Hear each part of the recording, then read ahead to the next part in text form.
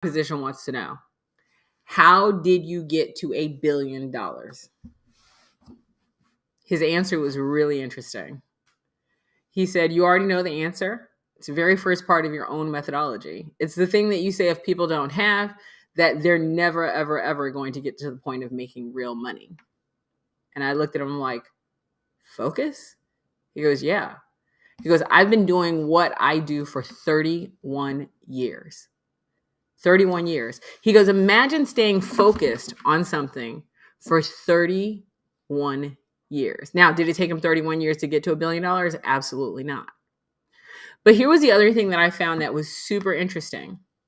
He said, I didn't pivot.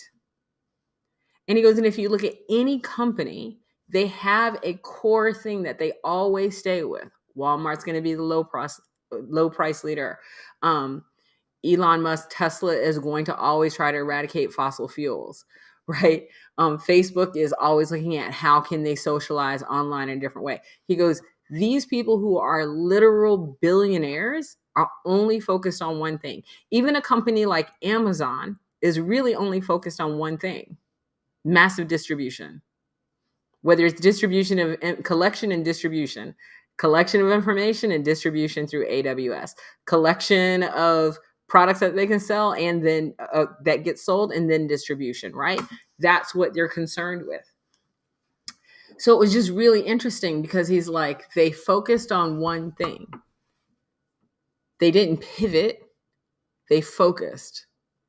It doesn't mean that they don't make changes in their business. Of course they do. If you're going to thrive, you have to change. There's no billionaire that got to $1 billion status without making smart changes.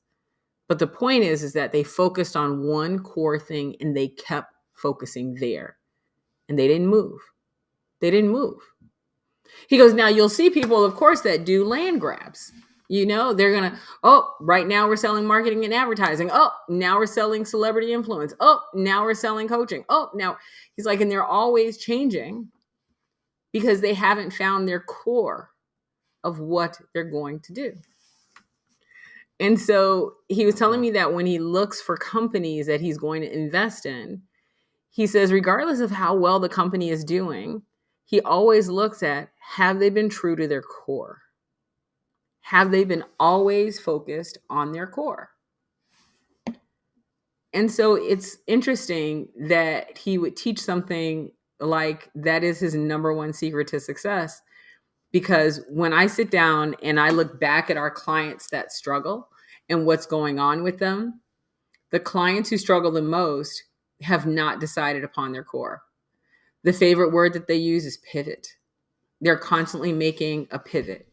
And it might even seem like the tiniest of shift, but when that tiniest of shift goes all the way back to the core of their business, it causes a trickle-down effect of failure. So what is your core? Are you clear on that? How do you ensure that you stay true to your core while consistently growing and changing your business? My name is Donna St. Louis. I'm co-founder of firebrand.net.